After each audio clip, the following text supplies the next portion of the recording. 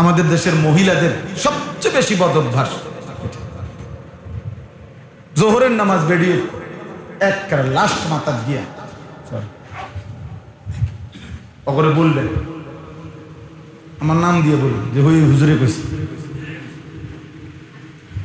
জোহরের নামাজ 14 গোষ্ঠীর যত কাম আছে, রান্না বান্না, গরু গোসল করায়, ছাগল গোসল করায়, উড়ান ঝাড়ু দেয়, বাচ্চা গোসল করায়, কাপড় চোপড় ধোয়, হ্যাঁ, সব শেষ কইরা এরপরে যখন জোহরের নামাজ পড়তে যায় বেটি, তখন আসরের এন থেকে বইয়া আমেরিকারে বুদ্ধি দেয়।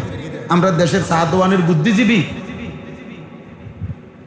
আমেরিকা সারা পৃথিবীর যত বুদ্ধিজীবী, বিশ্বের সবচেয়ে বড় বুদ্ধিজীবী বাংলাদেশে।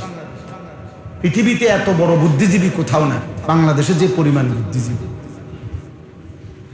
দেখবেন সাদওয়ানের এক এক বুড়া মানুষের কথা শুনলে আল্লাহ আল্লাহ আল্লাহ আল্লাহ আল্লাহ। আমেরিকার উনি সালা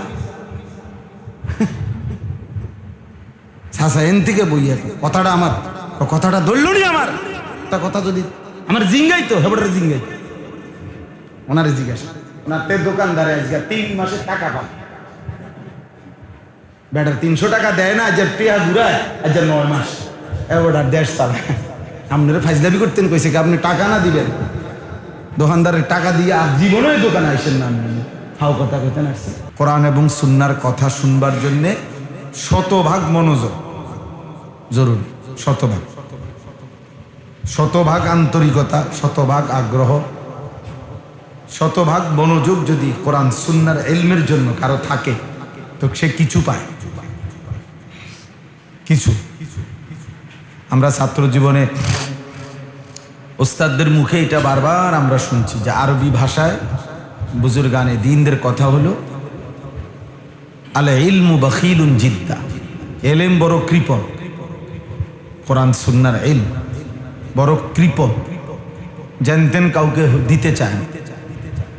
লা ইউতিকা বাদাহু হাত্তা তুতিয়াহু কুল্লাক। তুমি যদি এলেমের জন্য তোমাকে পুরা দিয়ে দাও তাহলে এলেম তোমাকে কিছু দিবে।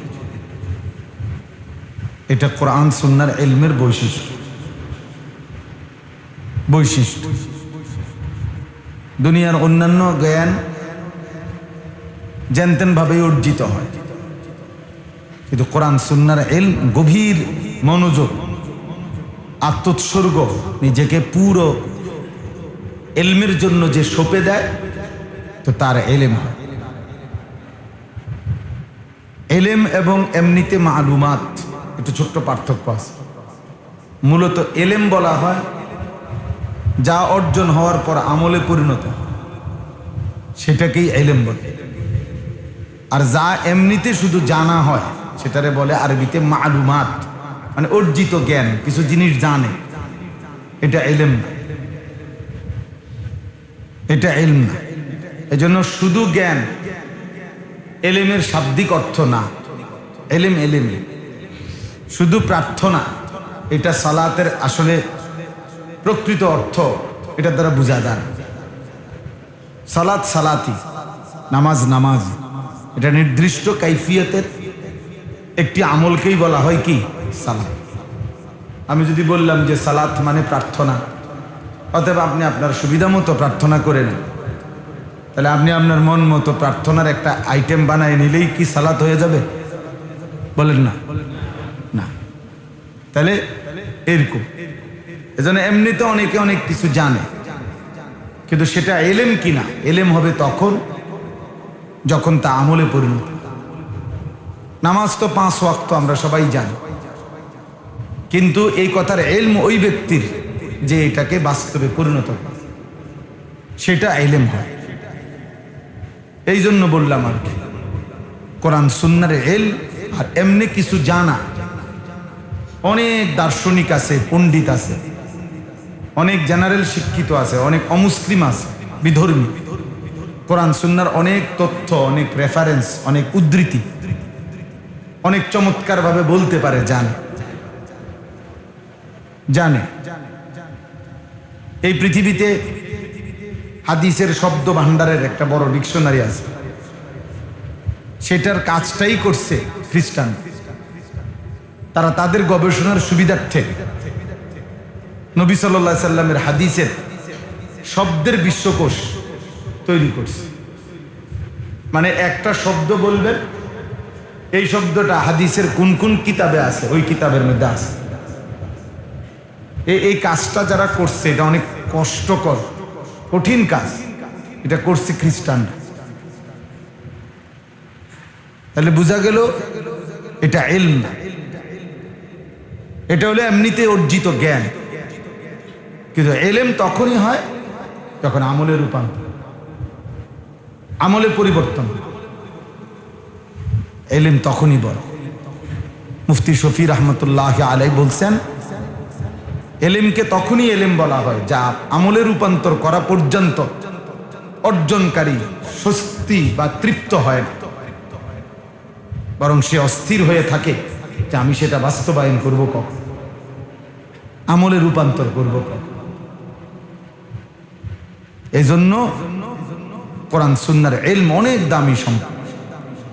আল্লাহ তাআলা ঈমান আমলের সব কিছুর জন্য ইলমকে শর্ত করছে।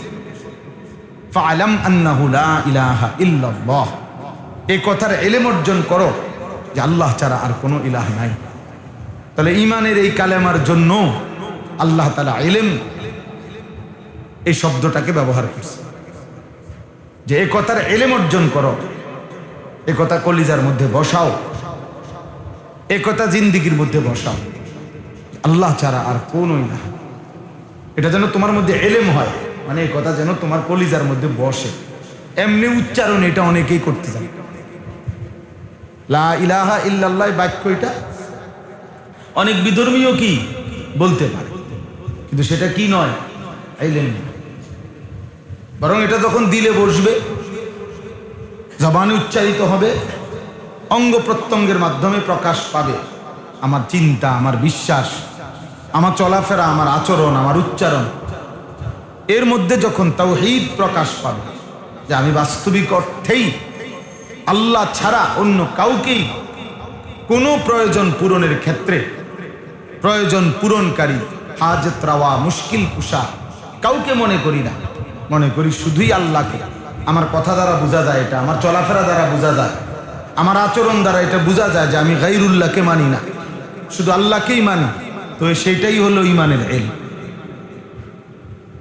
সেটাই হলো বাস্তবিক অর্থে মুমিন। এমনি বাক্য এটা মুখস্থ পারেন, এটা এতটুকু, এটা তো বাক্য যথেষ্ট না, বরং এই বাক্য তো মুখস্থ থাকা জরুরি, কিন্তু এর বাস্তবায়ন জিন্দেগির মধ্যে প্রকাশ এটাও জরুরি, এটাও জরুরি। এজন্য ঈমান কাকে বলে? অন্তরের দৃঢ় বিশ্বাস, জবানের উচ্চারণ, অঙ্গ প্রত্যঙ্গের বাস্তবায়ন। এই তিনটা মিললে হয় ঈমান। তাসদীক বিল জিনান, ইকরার বিল লিসান, আমাল বিল আরকান। তিনটা মিললে হয় ঈমান। এই জন্য ভাইয়া এই ইসলাহি মজলিস, এই ছোট মাহফিল, মসজিদ ভিত্তিক এই বয়ান, এর মূল মাকসাদ এটা, নিজের জিন্দেগি সুন্দর করা, নিজের অনুভূতি জাগানো। আমি যেন আমাকে চিনি, আমি যেন আমাকে বুঝি, আমি যেন উপলব্ধি করি যে আমি আসলে কে, আমার করণীয়টা কি। আমরা আলহামদুলিল্লাহ অনেকেই অন্যের অনেক কিছু বুঝি, নিজের অনেক কিছু বুঝি না। নিজের অনেক কিছু বুঝি। কেউ সংসারের জন্য, ছেলে মেয়ে, বিবি বাচ্চা, পরিবার, সমাজ, মহল্লাবাসীর জন্য জীবন শেষ করে দিছে, কিন্তু নিজের ঈমান আমলের খবর ওইটা মনে করে ওইটাই যথেষ্ট। এটা অথচ না, এটা ভুল ধারণা। আমি এইমাত্র বললাম যে 6 ঘন্টা লাগাইয়া, মনে করেন সকাল 10টায় বইছে, রাত 10টায় এই মেল, এই দরবার শেষ হয়েছে। এই 12 ঘন্টা মেল মিটিং করে উনি যুদ্ধ করে এক হাত রাস্তা বাইর করে দিছে, মানে তার বাড়ি। যে মাশাআল্লাহ বিশাল কাম হয়েছে, যে এই আজকে 12 বছরের ঝগড়া সমাধান হয়েছে, উনি এক হাত রাস্তা বাইর করে দিছে 12 ঘন্টা লাগায়। কিন্তু উনি জোহরের নামাজও পড়ে নাই, আসরের নামাজও পড়ে নাই, মাগরিবও পড়ে নাই, এশাও পড়ে নাই। কিন্তু কি বের করে দিছে? কাকবাড়ির দোকানের রাস্তা। এইটা আপনি কি করলেন?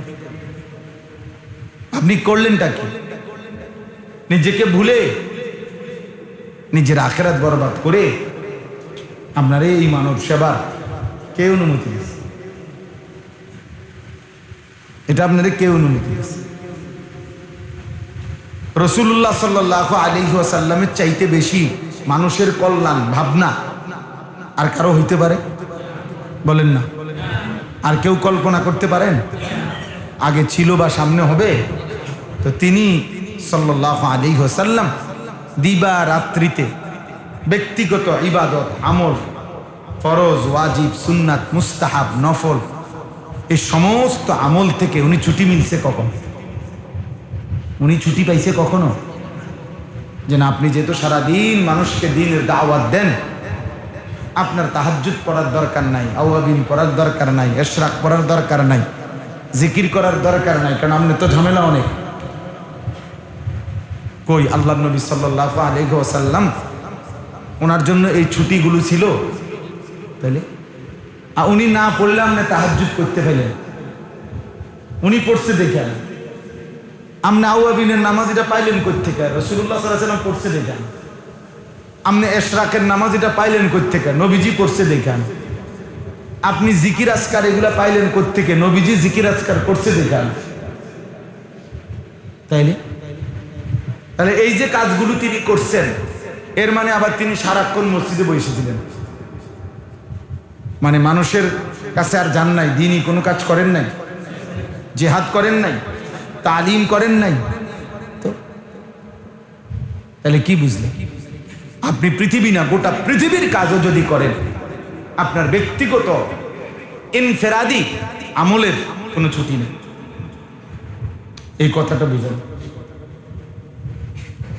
আমার ঈমান, আমার আমল, আমার আখিরাত, আমার নামাজ, আমার রোজা, আমার হজ, আমার যাকাত, আমার জিকির, আমার তেলাওয়াত, আমার হালাল হারাম মাইনা চলা, এখান থেকে ছুটি নাই। এখান থেকে কোনো ছুটি নেই, এখান থেকে কোনো ছুটি নেই। মুমিনের কোনো ছুটি হয় না, ইমানদারের দুনিয়াতে কোনো ছুটি নাই। ওয়াবুদ রাব্বাকা হাত্তা ইয়াতিয়াকাল ইয়াকিন। আল্লাহ তাআলা বলেন, মৃত্যু আসা পর্যন্ত আপনি আপনার রবের ইবাদত করুন। তো ছুটি কখন? বলেন না, ছুটি কখন? মুমিনের ছুটি। ফাইযা কাদাইতুমুস সালাতা ফাযকুরুল্লাহ, কোরআন শরীফের আয়াত। আল্লাহ বলেন, যখন তোমাদের নামাজ শেষ হয়, ফাযকুরুল্লাহ কিয়ামান ওয়া কুউদান ওয়া আলা জুনুবিকুম, তখন তোমরা দাঁড়িয়ে থাকো কিংবা বসে থাকো বা শুয়ে থাকো, আল্লাহর জিকির করো। তো ছুটি মিলল কই? বলেন না, ছুটি কোথায়? ওয়ালিতুকমিলুল ইদ্দাতা ওয়ালিতুকাব্বিরুল্লাহ। আল্লাহ বলেন, রমজান মাসের পুরা মাস গুনে গুনে রোজা পূর্ণ করো। যখন পূর্ণ হলো, তো এবার ওয়ালিতুকাব্বিরুল্লাহ, আল্লাহু আকবার, আল্লাহ তাআলার এই তাসবিহ তাকবীর করতে থাকো। ছুটি কই? বলেন না কেন? ছুটি ছুটি ছুটি নেই। মুমিনের ছুটি হয় না, ইমানদারের কোনো ছুটি হয় না। ফাইযা কাদাইতুম মানাসিকাকুম ফাযকুরুল্লাহ, কোরআন শরীফের আয়াত। আল্লাহ বলছেন, যখন তোমাদের হজ্জের যাবতীয় কার্য শেষ হয়, ফাযকুরুল্লাহ, পুনরায় আল্লাহ তাআলার জিকির করো। তো ছুটি কই? ছুটি আছে কখনো? এই ছোট্ট কথাটা বুঝেন, একজনই বুঝেন, একজনই বুঝেন যে মুমিনের কোনো ইবাদতের আমলের ছুটি নেই। আমি এখন অবসর না, এ মুমিন না, আমার এখন হাতে কোনো কাজ নাই, তো আপনি কোনো মুমিন না, ফালতু মানুষ। ইমানদারের কোনো অবসর হয় না, ইমানদারের কোনো ছুটি হয়, ছুটি হয়, কোনো বিশ্রাম নাই। আমার দুনিয়া আমাদের মেহনতের, আমাদের বিশ্রাম তাহলে কোথায়? কবর। আরাম কোথায়? জান্নাত। জান্নাতে জান্নাত, এই তিন স্টেজ মুমিনের মেহনত দুনিয়ায়, বিশ্রাম কবরে, আরাম হবে জান্নাত। খালাস। এজন্য এটা বোঝা দরকার। এই আমাদের এই ছোট মজলিসের মেইন মাকসাদ এটা। আমরা প্রত্যেক দিন এটা আগে বলে নিই যে ছোট ছোট মাহফিল, ওয়াজ, ইসলাহি মজলিস এগুলো যে করি মসজিদ ভিত্তিক, কেন করি? উদ্দেশ্য হলো ব্যক্তির যেন আত্ম উপলব্ধি হয়, ইসলাহে নফস, নিজের উপলব্ধি, আত্মশুদ্ধি, নিজেকে সুন্দর করা, নিজেকে শুদ্ধ করা। দুই জিনিস, আমার ভেতর যেন শুদ্ধ হয়, আমার বাহির যেন শুদ্ধ, আমার অন্তরাত্মা যেন পবিত্র হয়, আমার বাহ্যিক যাবতীয় আমলও যেন বিশুদ্ধ, আমার কলব, অন্তর, এখান থেকে যেন মন্দ অভ্যাসগুলো দূর হয়, উত্তম অভ্যাসগুলো সজ্জিত হয়। আর বাহ্যিক আমার উপরে যেই অজু, গোসল, নামাজ, রোজা, হজ, যাকাত, জিকির, তেলাওয়াত, যা আমার উপরে শরীয়তের বিধান, এগুলা যেন শুদ্ধ হয়। এটাই মাকসাদ, এটাই এই মাকসাদ। নামাজ তো পড়লেন, কোরআন শরীফে আছে ফাখালাফা মিন বাদিহিম খালফুন আদাউস সালাহ। আল্লাহ বলেন প্রত্যেক জামানার নিকৃষ্ট মানুষ কারা, প্রতি যুগে, প্রতি সমাজে মন্দ লোক কারা? আল্লাহ বলছে মন্দ লোক তারা যারা তাদের নামাজ নষ্ট করে। কি নষ্ট করে? বলেন না, কি নষ্ট করে? নামাজ নষ্ট।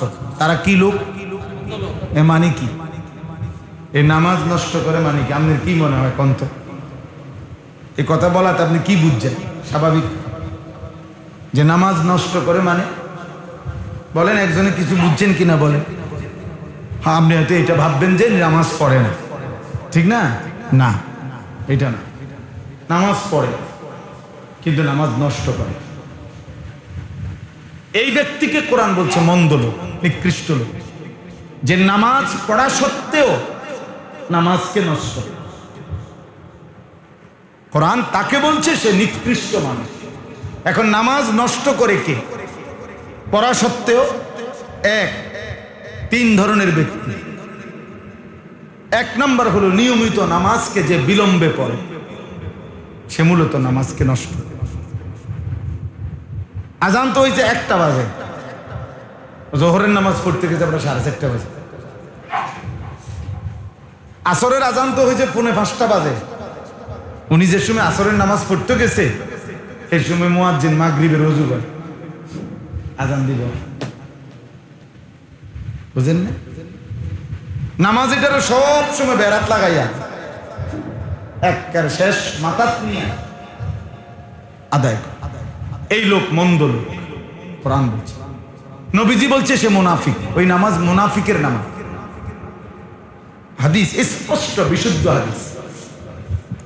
আল্লাহ নবী সাল্লাল্লাহু আলাইহি ওয়াসাল্লাম বলেন ওইটা মুনাফিকের নামাজ, যে অপেক্ষা করে, দেরি করে, যখন সূর্য ডুবার সময় হয় তখন আসরের নামাজ পড়তে গিয়ে যেন 4 রাকাত নামাজে 4টা ঠোকর মারে। বুঝছেন? আল্লাহ রাসূল সাল্লাল্লাহু আলাইহি ওয়াসাল্লাম বলছেন সেটা মুনাফিকের নামাজ। 3বার বলছে মুনাফিকের নামাজ, মুনাফিকের নামাজ, মুনাফিকের নামাজ। তিলকা সালাতুল মুনাফিক, তিলকা সালাতুল মুনাফিক, তিলকা সালাতুল মুনাফিক। ইয়ারকুবু হাত্তা তাগরুবা শামস। সূর্য ডুবা পর্যন্ত বসে রয়েছে। হাত্তা কানাত বাইনা কারনাই শাইতান কামা ফানাক্কারা আরবাআন। যখন সূর্য ডুবার কাছাকাছি শয়তান তার 2 শিং বাড়ায় দিছে, তখন তিনি 4টা আসরের নামাজ পড়ার নামে 4টা ঠোকর মারতেছে। আমাদের দেশের মহিলাদের সবচেয়ে বেশি বদ অভ্যাস, জোহরের নামাজ বেরিয়ে একবারে লাস্ট মাথা গিয়া ওরে বলবেন, আমার নাম দিয়ে বলবেন যে ওই হুজুরে কইছে। জোহরের নামাজ 14 গোষ্ঠীর যত কাম আছে, রান্না বান্না, গরু গোসল করায়, ছাগল গোসল করায়, উড়ান ঝাড়ু দেয়, বাচ্চা গোসল করায়, কাপড় চোপড় ধোয়, হ্যাঁ, সব শেষ কইরা এরপরে যখন জোহরের নামাজ পড়তে যায় বেটি, তখন আসরের নামাজ। এবং এটা নিয়মিত দেখেন আপনারা। তো আল্লাহ তাআলা বলছেন এই নিকৃষ্ট মানুষ, ওই পুরুষও নিকৃষ্ট, ওই মহিলাও নিকৃষ্ট। যে নামাজ পড়া সত্ত্বেও নামাজকে মূলত কি করে? বিলম্ব। 2 নাম্বার, যে নামাজের যে ফরজ ওয়াজিব সুন্নতে মুআক্কাদা নামাজের, এগুলোকে যে ঠিকমতো আদায় করে না, সে নামাজকে নষ্ট করে, সে মূলত নিকৃষ্ট লোক। তাহলে এখন বলেন, রুকুর থেকে সোজা হয়ে দাঁড়ানো ওয়াজিব, উনি সোজা হয়ে দাঁড়ায়। 2 সেজদার মাঝখানে সোজা হয়ে বসা, স্থির হওয়া ওয়াজিব। অসংখ্য মানুষ মাথা একটু আলগি দিয়া উঠাইয়া একটা সেজদা, এ তো চোর, এই লোক চোর, চোর না? রাসূলুল্লাহ সাল্লাল্লাহু আলাইহি ওয়াসাল্লাম বলছে, শুধু চোর না, তুই বেটা চোর, এই ডিপার্টমেন্টের হেড। চোর যে ডিপার্টমেন্টটা, প্রধান, হেড অফ দ্য ডিপার্টমেন্ট, বড় চোর, সবচেয়ে বড় চোর, আসরাকুস সারিক, সবচেয়ে বড় চোর। নবী বলছে যে রুকু সেজদা চুরি বলে। তাহলে এই নামাজ নষ্ট করে। নামাজের মধ্যে সূরা মিলানো ফরজ, তা আপনি যে অশুদ্ধ সূরা পড়লেন, কি মিলাইলেন?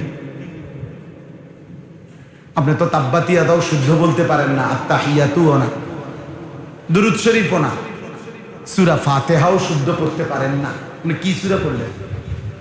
কি কেরাত মিলাইলেন? কি গোড়ার ঘাস পাড়লেন? বলে এই নামাজ কেন হবে? দুনিয়ার সামান্য পরীক্ষার খাতার মধ্যে ভুল হলে লাল কালি পড়ে, আমরাটার মধ্যে কি সাদা কালি দিব? হ্যাঁ বলেন, দুনিয়ার সমস্ত মাতবরি করতে পারেন, আল্লাহর কোরআন শিখতে পারেন না, 4টা সূরাও ঠিক করতে পারেন নাই। দুর্ভাগা, বদনসিব ওই মুসলমান, বদনসিব, কপাল পোড়া ওই সন্তান বেটা যে আল্লাহর কোরআন দেখে দেখেও শুদ্ধ পড়তে পারে না। দুর্ভাগা বেটা, দুর্ভাগা, বদনসিব বেটা তুই, বেটা মন্দ কপাল। তোরে জিহ্বা না দিলে ভালো ছিল, তোকে চোখ না দিলে ভালো ছিল। কারণ আল্লাহ অন্ধরেও খাওয়ায়, আল্লাহ বোবারেও খাওয়ায়। বাতে যেহেতু খানা মাকসাদ, বাত তো আল্লাহ বোবারেও খাওয়ায়। টাকাই যেহেতু মাকসাদ, বিয়েই যেহেতু মাকসাদ, তো বউ তো অন্ধ বেটারও আছে, অন্ধ বেটারও তো জিভুত আছে। তো তোমারে আর আলাদা চোখ দেওয়ার দরকার কি ছিল? ভাতের লেগে? তোমারে আর জিব্বা দেওয়ার দরকার কি ছিল? ভাতের জন্য? বলে ছেলে শিক্ষিত বানাইছে উনি, বাবা, ছেলে শিক্ষিত বানাইছে। যে তার মালিক চেনে না সে শিক্ষিত, যে রব চেনে না সে শিক্ষিত, যে মালিকের সেজদা দিতেই জানে না, যে মালিকের কালাম পড়তে জানে না, সে শিক্ষিত হয় কোন যুক্তি? কেন শিক্ষিত হবে? সে উপার্জনকারী প্রাণী হইতে পারে, ইকোনমিক্যাল অ্যানিম্যাল, সে অর্থনৈতিক প্রাণী, সে টাকা উপার্জনকারী একটি প্রাণী হতে পারে, ইনসান হতে পারে। ইনসান তাকে বলে যে তার মনিব চিনে, যে গোলামি চিনে। আমি বললাম, তর্ক করতে চাইলে আপনি কইলেন, আমি বসলাম, এনে বুয়াজের। আপনার কাছে যদি ভিন্ন কোনো যুক্তি থাকে, ঠিক আছে, আমি বসুন। আমি জেনারেল লাইনেও পড়ালেখা করা ছাত্র, আপনাকে বুঝাই, ভিক্টোরিয়া কলেজ থেকে মাস্টার্স পাস করা। হ্যাঁ, আমি তো নর্থ বেঙ্গলের মানুষ না, এখানকার মানুষ, কুমিল্লা জেলার ছেলে না। খালা বলে এজন্য যে নামাজ ঠিক মতো ফরজ ওয়াজিব এগুলো আদায় করতে পারে না, করে না, রুকু ঠিক নাই, সেজদা ঠিক নাই, দোয়া কালাম ঠিক নাই, সূরা কেরাত ঠিক নাই, তো এখানে তো সব কাটা।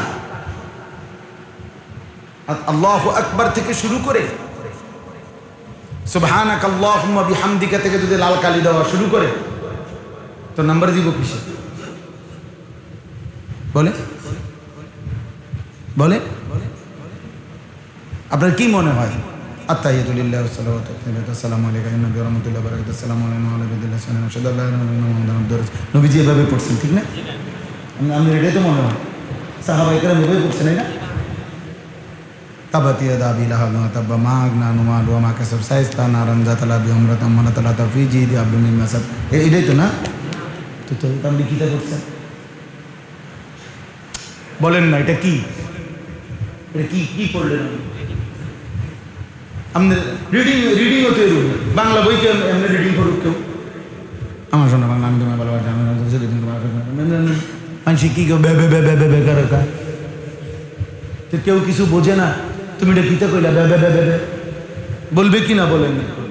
আমার শোনার বাংলাও তো সুন্দর করে কম লাগে, নাহলে এটা রিডিং হয়নি। বলে আপনি তো তাসবিহ পড়লেন, এটা কি তাসবিহ পড়লেন?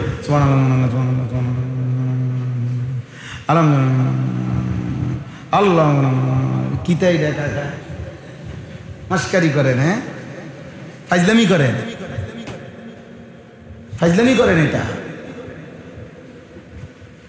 এটা মস্কারি। বলে রাসূলুল্লাহ সাল্লাল্লাহু আলাইহি ওয়াসাল্লাম এভাবে তাসবিহ করতেন? আপনার বিবেকে কয়টা? সাহাবায়ে কেরাম এভাবে তাসবিহ করতেন? এই সুবহানাল্লাহ সুবহানাল্লাহ এরকম করতেন? তো আপনি 100 দানার তাসবিহ পড়তে 1 মিনিটও লাগে না। এটা কি মেশিন লাগাইলেন? এটা আনছেন কত মেশিন? এটা কি জাপানি? বলেন 4 রাকাত সুন্নত পড়ে 1.5 মিনিটও লাগে না।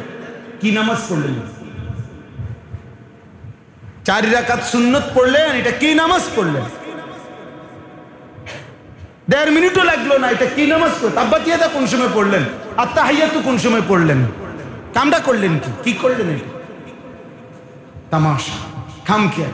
মাইত না চাই নামাজ কদ্দুর পড়লেন, নিলেন না নিলে নাই, কামের অভাব নাই। বুঝেন নাই? বাপটা এমন যে ফেরেশতারে বলিয়ে নিলে নিব, না নিলে নাই। তো ওরা তো নামাজ কদ্দুর, এটা আমাদের দিলে। অথচ এক মুমিনের সর্বশ্রেষ্ঠ ইবাদত কি? নামাজ। সেটা কতটা সুন্দর হওয়া উচিত, কতটা সুন্দর করা উচিত। তাইলে বাপ, এই জন্য বললাম নিকৃষ্ট মানুষ যে তার নামাজ নষ্ট করে, এর দ্বিতীয় অর্থ হলো যে নামাজের ফরজ ওয়াজিব নষ্ট ঠিক মতো আদায় করে। এই জন্য ছেলেরাই, তোমরা যে কয়জন ছেলে বসছো ভাই, তোমাদের কাছে অনুরোধ করি, এখনো সময় আছে দোস্ত, আল্লাহর কোরআন ঠিক করো। যেমনি পারো সেমনি, শুক্রবারে পড়ো, বৃহস্পতিবারে একবেলা পড়ো, ছুটির সময়ে পড়ো, যেমনি সুযোগ হয়। হাজার হাজার আইটেম আছে বর্তমান পৃথিবীতে আল্লাহর কোরআন সহি শুদ্ধ শিখাবার জন্য। অনলাইনে অফলাইনে লক্ষ লক্ষ বুদ্ধি আছে। একেবারে হাতে কলমে উচ্চারণ করায়া অক্ষরে অক্ষরে একটা শব্দে হাজার হাজার আইটেম আছে। এই জামানায় এত ব্যবস্থাপনা চারিদিকে, প্রতি 10 কিলোমিটার লাগবে না, প্রতি 5 কিলোমিটারের ভিতরে মাদ্রাসা আছে, নুরানি মাদ্রাসা আছে, হেফজখানা আছে, মসজিদকে মসজিদ, ইমাম আছে, মুয়াজ্জিন আছে, মাদ্রাসাকে মাদ্রাসা, উস্তাদ আছে। এত লক্ষ মানুষ, এত ব্যবস্থাপনা চারিদিকে, আল্লাহর কোরআন শিখানোর লোক থাকার পরেও যেই নাফরমান অশুদ্ধ কোরআন নিয়ে কবরে যাবে, টাঙ্গাইয়া ফিরবে। মনে রাখেন, আমি বলি, আমার নাম আনিসুর রহমান, আমি বলি আমনে রে চাচা, টাঙ্গাইয়া ফিরবো, মনে রেখে, টাঙ্গাইয়া। ফেরেশতা বলবে, চাচা তা দোয়ানে গপ মারছো কতক্ষণ? আর এর চাইতে 100 ভাগের 1 ভাগ, 1000 ভাগের 1 ভাগ সময়ও যদি দিতা, আল্লাহর কোরআন শুদ্ধ হয়ে যায়। বন খাইছো যে পরিমাণ, বিড়ি খাইছো যে পরিমাণ, চা খাইছো যে পরিমাণ, পান খাইছো যে পরিমাণ, চা দোয়ানে গপ মারছো যে পরিমাণ, বুদ্ধি দেয় এন থেকে বইয়া আমেরিকারে বুদ্ধি দেয়। আমরা দেশের চা দোয়ানের বুদ্ধিজীবী আমেরিকা, সারা পৃথিবীর যত বুদ্ধিজীবী, বিশ্বের সবচেয়ে বড় বুদ্ধিজীবী বাংলাদেশে। পৃথিবীতে এত বড় বুদ্ধিজীবী কোথাও না, বাংলাদেশে যে পরিমাণ বুদ্ধিজীবী। দেখবেন চা দোকানের এক এক বুড়া মানুষের কথা শুনলে আল্লাহ আল্লাহ আল্লাহ আল্লাহ, আমেরিকার উনি চালা এন থেকে বইয়া কথাটা আমার কথাটা ধরলনি আমার কথা যদি আমার জিঙ্গাইতো হেবটারে জিঙ্গাইতো ওনারে জিজ্ঞাসা ওনার তের দোকানদারে আজকে 3 মাসের টাকা পান বেটার 300 টাকা দেয় না যে পেয়া ঘুরায় আজ 9 মাস এবার দেশ চালা আপনারা ফাইজলামি করতেন কইছে কি আপনি টাকা না দিবেন দোকানদারের টাকা দিয়ে আর জীবনে দোকানে আসেন না আপনি হাও কথা কইতেন আসছেন আপনি আল্লাহরে না ডাকবেন আপনার শেষ হায়াত আল্লাহ দিছেন আখিরাতের জন্য চা দোকানের জন্য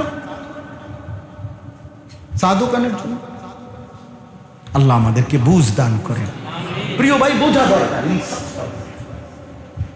আখিরাত মামুলি না বাপ এই বাপ আখিরাত আসলেই মামুলি না হাসরের মাঠ জানতেন কোনো মাঠ না এটা খেলার মাঠ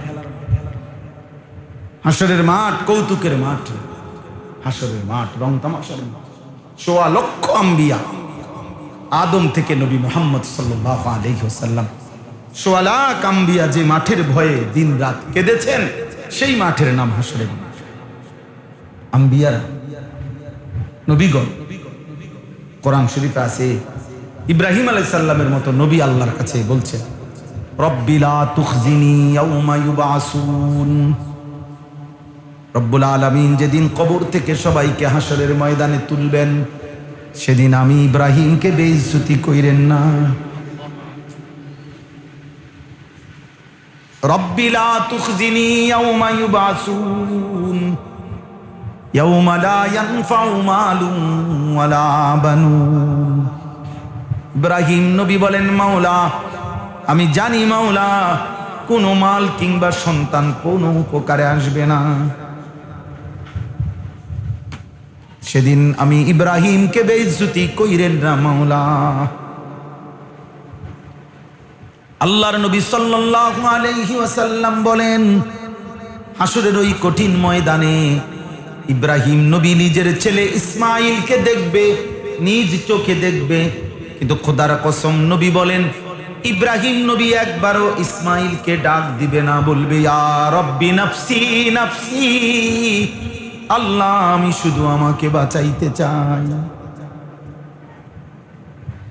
নবীজি বলেন ইয়াকুব নবী ইউসুফকে দেখবে এটা তো সেই ইউসুফ দুনিয়ায় থাকতে 40 বছর যেই ছেলেকে হারিয়ে কাঁদছিলেন অবিয়াদ্দাত আইনাহু মিনাল হুজনি কুরআনুল কারীমে আছে আল্লাহ বলেন ইউসুফের দুঃখে কাঁদতে কাঁদতে ইয়াকুব নবীর 2টা চোখ সাদা হয়ে অন্ধ হয়ে গেছে সেই 40 বছর যেই বাচ্চা যেই ছেলের জন্য কাঁদছেন খোদার কসম বন্ধু সেই ইউসুফকে দেখেও ইয়াকুব নবী একবারও ডাক দিবে না